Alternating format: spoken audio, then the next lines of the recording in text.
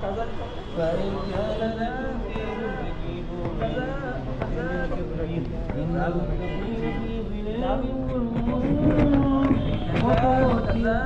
আসসালামু আলাইকুম সবাইকে।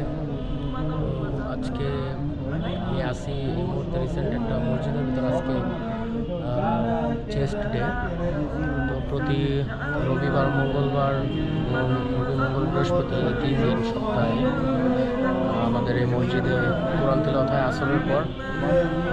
এইখান থেকেই মূলত এখান থেকে মাগরিবের নামাজ পড়ে, কোরআন তিলাওয়াত করে মাগরিবের নামাজ পড়ে আমরা ওয়ার্কআউটের উদ্দেশ্যে রওনা হব।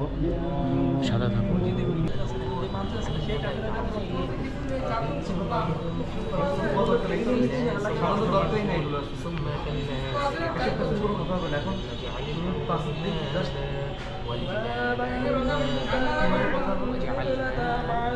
চিন্তা ভাবনা করা উচিত আমাদের জীবনের লক্ষ্য, আমাদের জীবনের স্বপ্নগুলো নিয়ে। আল্লাহ তাআলা বলতেছে এরপরে, ওয়াত্তাকু ফিতনাতাল লা তুসিবান্নাল্লাযীনা যালামু মিনকুম খাসসাহ ওয়া'লামু আন্নাল্লাহা শাদীদুল ইকাব। আল্লাহ তাআলা এর পরের আয়াতে যেই কথাটা বলতেছে সেই কথা হচ্ছে, ভয় করো সেই ফিতনাকে ভয় করো যা তোমাদের মধ্যে যারা কেবলমাত্র জালিম শুধুমাত্র তাদের মাঝেই সীমাবদ্ধ থাকবে না। এই কথাটা বোঝা উচিত।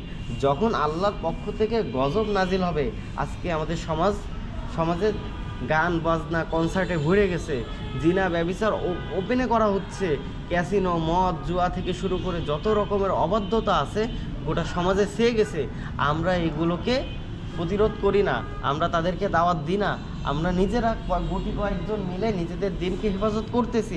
আল্লাহ তাআলা বলতেছে, যদি এসব কারণে আল্লাহর আযাব পতিত হয়, ওই আযাব শুধুমাত্র যারা জালিম তাদের মাঝে সীমাবদ্ধ থাকবে না। যেমনভাবে আল্লাহ যখন রহমতের বৃষ্টি নাজিল করে, ওই বৃষ্টি শুধু মুমিনদের পরে এমন না, ওই বৃষ্টি কাফের মুশরিকদের উপরেও বর্ষিত হয়। অনুরূপভাবে আল্লাহর আযাব যদি বর্ষিত হয়, ওই আযাব থেকে আমরাও হেফাজত হইতে পারবো না। এজন্য আল্লাহ তাআলা বলতেছে, ওই আযাবকে ভয় করো, ইন্নাল্লাহা শাদীদুল ইকাব, নিশ্চয়ই আল্লাহ শাস্তি প্রদানে বড়ই কঠোর।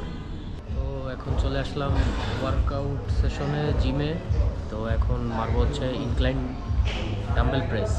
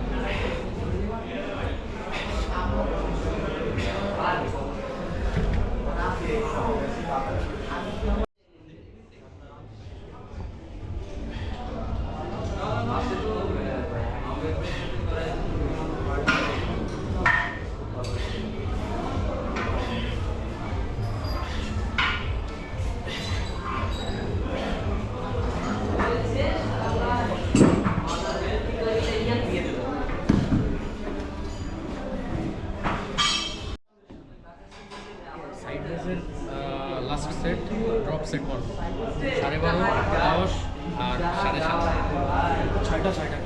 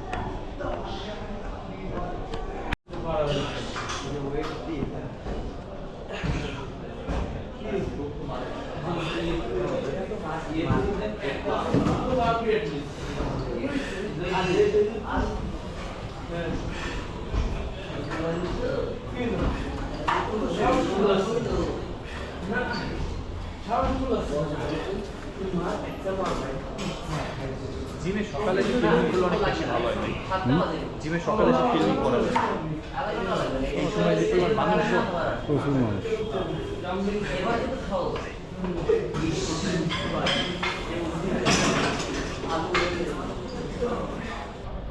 মাত্র ওয়ার্কআউট শেষ করলাম, এশার ওয়াক্ত হয়ে গেছে। এশার পর একটু কাজ আছে, এই কারণে একটু দ্রুত ওয়ার্কআউট শেষ করে দিলাম। ওয়ার্কআউট দ্রুত শেষ করে দেওয়ার একটা মূল কারণ হচ্ছে আমাদের কিছু পুরনো জামা কাপড় আছে, মানে সবাই একত্রিত করছে। তো ওই জামা কাপড়গুলো মানে শীতের পোশাক আর কি, এগুলো এখন বিলি করতে হবে। আসলে ফেস রিভিল করা যাবে না, এটা ভাই বলে দিছে, যতটুকু সম্ভব দেখানোর চেষ্টা করবো আর কি। ভিডিওটাও করা ওরকমভাবে ছিল না, অনুমতি। তারপরও ভাইয়ের কাছ থেকে অনুমতি নিয়ে ভিডিও করতেছি, তবে কারোর ফেস রিভিল করা যাবে না। এখানে পার্টিসিপেট করা বা কোনো সাথে হেল্প করা বা সুদর্শন প্রকাশ করে। ওই যে পোটলা 2টা নিয়ে এক এরিয়ায় চলে যাচ্ছে, ওই যে বাকিগুলো নিয়ে আমি আর ভাই আরেক এরিয়ায় চলে যাবো। আমার ঘাড়ে আছে একটা বস্তা, আর লোকজন সবাই আমার দিকে কীরকমভাবে তাকাচ্ছে যে ভিখারি টিকারি কিনা, তাই না ভাই? তবে রাসূলুল্লাহ সাল্লাল্লাহু আলাইহি ওয়াসাল্লাম এরকমই কষ্ট করছে সাহাবীরা। উমর হাসানুর জীবনে দেখি তিনি রাতের অন্ধকারে ওই যে উঠে আটার বস্তা নিয়ে, যার বাসায় খাবার সমস্যা ছিল সেটার জন্য তা উঠে আটার বস্তা নিয়ে গিয়েছিল আসলে। তো এই বিষয়ে আমাদের এখন ওই ফিলটা হচ্ছে আসলে, মানে যখন ব্যাগে ঘাড়ে ওইটা নিচ্ছি মনে হচ্ছে যেন মানে টুকটাক হলেও যে মানে সাহাবীদের পদাঙ্ক একটু অনুসরণ করতে পারছে, সেটা একটা তৃপ্তি লাগে।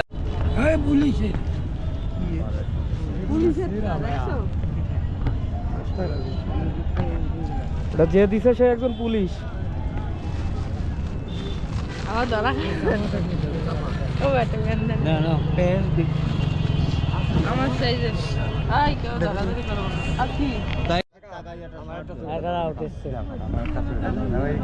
এই শার্টটা নেন, এই শার্টটা নেন, এটা ভালো শার্ট। ওটা হাতা কাটা কাকা, আপনার সোয়েটার আছে না আমার এটা আছে। ভালো লাগছে এটা। আজকের মতো বিতরণ শেষ, বাসা থেকে চলে যাচ্ছি। ভিডিওটি ভালো লাগলে সাপোর্ট করবেন, চ্যানেলটিকে সাবস্ক্রাইব করবেন। আল্লাহ হাফেজ।